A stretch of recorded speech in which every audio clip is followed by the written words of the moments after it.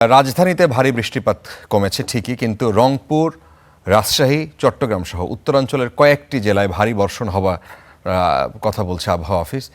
আর মৌসুমি বায়ুর প্রভাবে 16 জুলাই থেকে সারা দেশে আবারও ভারী বৃষ্টিপাতের শঙ্কার কথা বলছে আবহাওয়া অফিস। আর এদিকে বন্যা পূর্বাভাস কেন্দ্র বলছে যে উত্তরাঞ্চল এবং উত্তর পূর্বাঞ্চলের 9 জেলায় বন্যার আশঙ্কা রয়েছে। টানা বৃষ্টিতে নাকাল পুরো দেশ, চরম ভোগান্তিতে সাধারণ মানুষ। রাজধানীতে গেল 27 ঘন্টায় 110 মিলিমিটার বৃষ্টি রেকর্ড করা হয়েছে। রাস্তার বদলে খাল হয়েছে আর কি, নৌকা চালাইলে ভালো হইবে আর কি।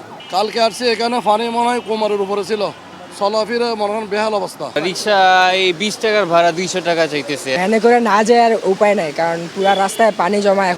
আবহাওয়া অধিদপ্তর বলছে রাজধানীতে কমলেও উত্তরাঞ্চলের জেলাগুলোতে হবে ভারী বৃষ্টিপাত। এই বৃষ্টিপাতের পরিমাণ অর্ধেকে নেমে এসেছে, কিন্তু এখনো বৃষ্টিপাত সারা বাংলাদেশেই থেমে থেমে অব্যাহত রয়েছে। আগামী 24 ঘন্টায় বিভিন্ন জায়গায় ভারী বৃষ্টিপাত হতে পারে এবং বৃষ্টিপাতের তীব্রতা কমে যেতে পারে। 16 তারিখ থেকে মৌসুমী বায়ু সক্রিয় থাকার কারণে পুনরায় বৃষ্টিপাতের তীব্রতা আবার বাড়তে পারে। বন্যা পূর্বাভাস ও সতর্কীকরণ কেন্দ্র বলছে 4টি পয়েন্টে সুরমা, কুশিয়ারা ও সুমেশ্বরী নদীর পানি বিপদসীমার ওপর দিয়ে অতিবাহিত হওয়ায় বন্যা পরিস্থিতির অবনতির শঙ্কা রয়েছে। নদী অববাহিকায় সিলেট সুনামগঞ্জ জেলার নিম্নাঞ্চলে বন্যা পরিস্থিতির কিছুটা অবনতি হতে পারে। একই সাথে ময়মনসিংহ বিভাগের নেত্রকোনা, শেরপুর, ময়মনসিংহ ইত্যাদি জেলার নিম্নাঞ্চলে স্বল্পমেয়াদী বন্যা পরিস্থিতি সৃষ্টি হতে পারে। উত্তর পূর্বাঞ্চল এবং উত্তরাঞ্চলে স্বল্পমেয়াদী বন্যা পরিস্থিতির ঝুঁকি রয়েছে।